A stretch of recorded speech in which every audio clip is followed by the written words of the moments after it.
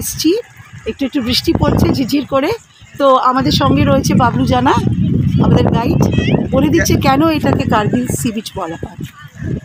এটা যখন অটল বিহারী বাজপেয়ী প্রধানমন্ত্রী ছিল তখন কাশ্মীর নিয়ে যুদ্ধ হয়েছিল, তো তখন এই যে বেনফিশ ফিশিং হারবার মৎস্য বন্দরের যে খাড়িটা ওইটা ডেজার মাটি কাটা ডেজার দিয়ে কাটা হয়েছিল, জাহাজে কাটিয়ে এখানে বালিগুলো ধুয়ে দিয়েছে। তার জন্য সেই অফিসাররা নাম দিয়েছে যে কার্গিল সি বিচ।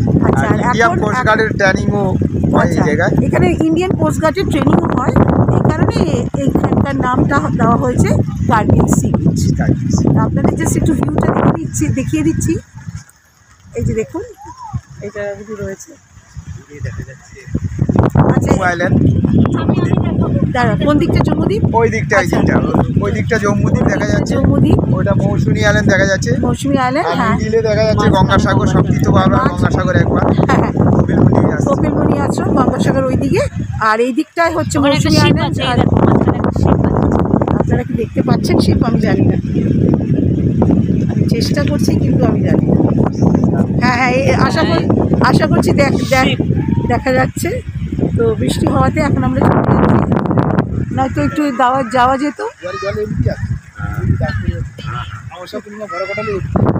ওটাই জল অনেকটা কমে, কিন্তু এই অবধি জল আসে, এইটা পার থাকে। হ্যাঁ হ্যাঁ, দেখুন, আশা করি ভাল লাগবে। একদম প্রকৃতির মাঝে বসে আছি আমরা, এসছি বেড়াতে। এইসব জিনিস তো কলকাতায় পাওয়া যাবে না।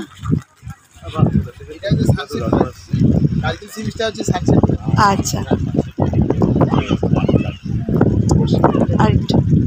আরেকটু ওইদিকে যা, তাহলে ফুল ভিউটা পাবো আমি। দাঁড়া, এটা অবশ্য কলকাতা শহরে আবার মেকেও পাওয়া যাবে, কিন্তু এই মুডে পাওয়া যাবে কিনা জানি না। তো এই আর কি। আচ্ছা, বেশ, চশমা খুলে বাহ লুক দিতে চাই একটা। তো ঠিক আছে, আমি আবার আরেকটা ব্লগ শীঘ্রই পোস্ট করবো। এই ব্লগটা দেখুন, এনজয় করুন। আপনারা আপনাদের ফ্যামিলি ফ্রেন্ডস নিয়ে আসুন, খুব এনজয় করবেন। আমি আজকাল একটু ভয়ও পাই, নয়তো ঝপঝপ করে নিচে চলে যেতে পারবো। নিচের থেকে লোকেরা উঠছে।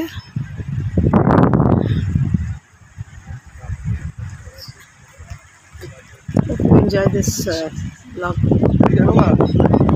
Hope to meet you very soon. Till then, bye.